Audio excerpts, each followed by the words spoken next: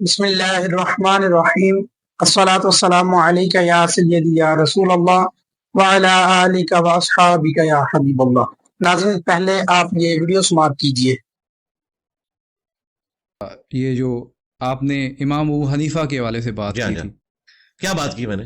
نہیں، آپ نے کہا تھا کہ صحیح بھونک کے گئے، وہ الفاظ آپ نے یوز۔ نہیں، اس طرح نہیں، جب تک آپ کو پورے جملے نہیں یاد آپ کو سوال کرنے کا حق ہی ختم ہو جائے گا۔ جی، میں نے بھونک کا لفظ نہیں بولا، میں نے کہا بکواس۔ ناظرین، آپ نے یہ ویڈیو سماعت کی، اب ایک اور ویڈیو دیکھیے۔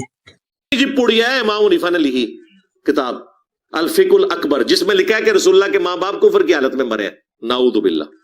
ہاں، ملا علی قاری نے باقاعدہ دفاع کی ہے کہ ہمارا امام صحیح بھونک کے گیا تھا، کہ ہمارا امام صحیح بھونک کے گیا تھا۔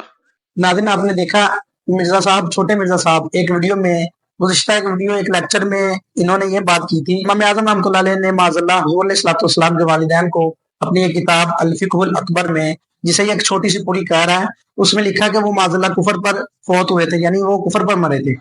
جب اس پر اس نے یہ الفاظ استعمال کیے کہ امام اعظم صحیح بھونک کر گئے ہیں، معاذ اللہ، یہ بھونکنے والا لفظ اس نے استعمال کیا۔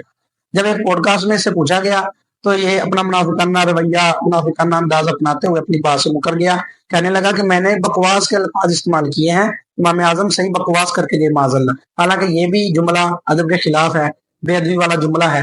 کوئی ان پڑھ جاہل بھی اس طرح کے الفاظ استعمال نہیں کر سکتا، وہ بھی بالخصوص امام اعظم جیسی ہستی کے خلاف، جن کو بڑے بڑے بزرگان دین نے امام اعظم یعنی ایک عظیم امام، بڑے امام کے لقب سے نوازا ہے۔ تو گزارش ہے بالخصوص مرزا صاحب کے بلائنڈ فالوور سے، اندھی تقلید کرنے والوں سے، کہ مرزا صاحب کی ان بونگیوں کا کوئی جواب دے۔